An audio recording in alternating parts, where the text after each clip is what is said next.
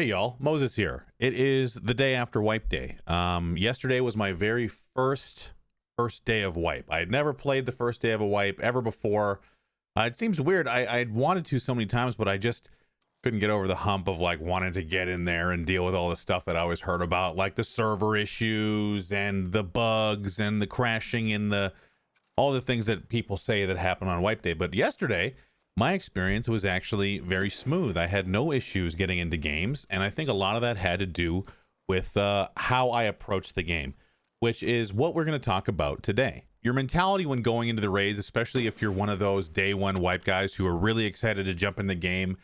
I know the anxiety of feeling that you're going too slowly. So there is one thing that I've boiled my raids down to make the frustration ease off a little bit more when I feel like I haven't had a good raid. And that is deciding whether it was productive or non-productive. If you are getting quest experience, any progress on any quest, if you have a fountain raid item, if you get a scav kill, if you find a location, if you're getting a component of a quest done, or you're moving your character forward in any way, even if it's getting some stuff into your gamma container, that is a productive raid. It might not be the million+ ruble run. You didn't maybe find a Violet Labs card like Geeksta did, but you know what? At least you're out there getting bolts and nuts and light bulbs into your butthole, okay? It doesn't matter if you're not turning these crazy ass raids or having crazy luck in the outset or dying too much.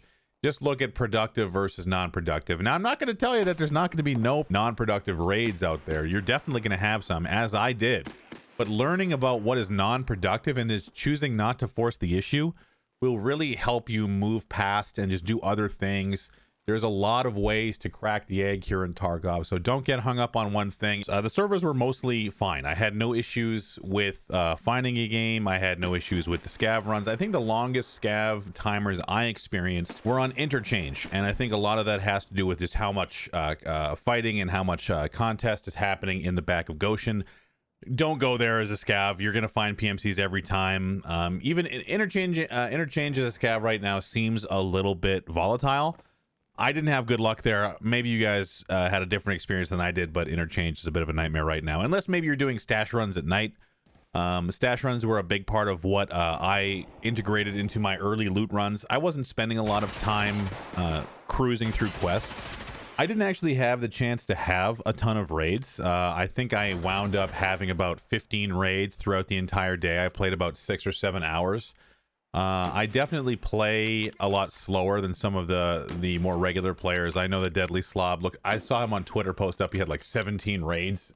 Ultimately, what I noticed is that if you're cautious enough around quest objectives, you can typically get them done. So my recommendation to all you guys out there who are new to the game, who are coming into this wipe fresh, is just be very mindful of your movement. A lot of the early kills that I got in my raids were just guys hitting every bush on the map, that sort of stuff. Be very cautious with your movement. Go slow. There's a lot of time in these raids, unless you're on customs, of course, which is feeling shorter and shorter by the day, considering it's still only a 35-minute raid. Use the whole raid timer if you need to. Don't rush. Definitely don't compare yourself to anybody else, for the love of God. It's not worth it.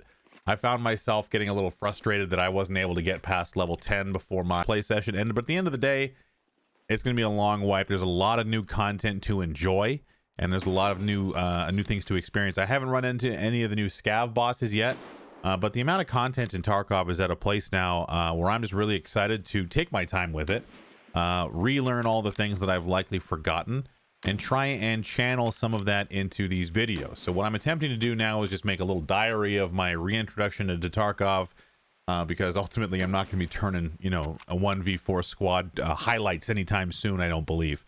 So thank you guys for stopping in for my little wipe day diary number 1. I appreciate you guys taking the time to watch this video. I do stream live every single day, twitch.tv/WTFMOSES. And I'm trying to get people into my Discord, where I've got lots of stuff going on from Tarkov. We've got a stash bot in there. We've got a lot of other things for people looking to find others to play with. And I'll be looking for people to play with as well. I need a Sherpa. So if you're a sweaty level 75 out there just playing Tarkov every single day, join my Discord, hit me up. Maybe we'll be able to get some games.